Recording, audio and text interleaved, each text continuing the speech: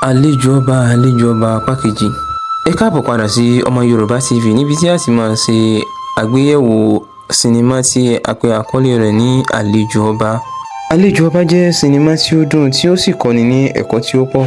Bákan náà ni àwọn àgbààgbà òṣèré kópa ní inú rẹ̀ ní gidi.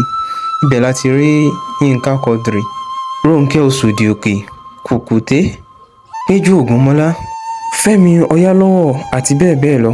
Sinimá yìí sọ nípa olórí Àbẹ̀bí Ṣẹranko Ṣènìyàn.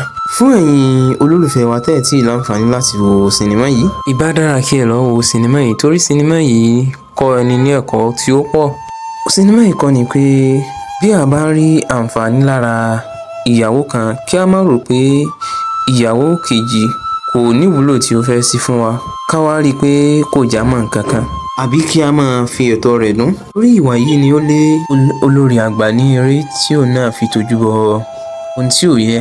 Sinimá yìí parí síbi tí wọ́n ti ró olórí àgbà ní agbára láti kojú Àbẹ̀bí Ṣẹranko Ṣènìyàn tí ó gba ipò rẹ̀ ní ọwọ́ rẹ̀. Ohun tí ó ṣeé ṣe kí a máa retí ní apá kejì ni pé kí ni ó gbẹ̀yìn olórí àgbà àti Àbẹ̀bí?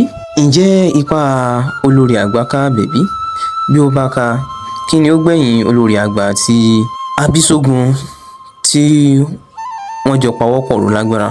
Kí ni ó sì gbẹ̀yìn ọba àti àwọn olórí rẹ̀ yìí? Gbogbo eléyìí ni a máa retí ní apá kejì sinimá yìí. Bákan náà a máa retí apá kejì sinimá yìí nínú oṣù tá a wà yìí.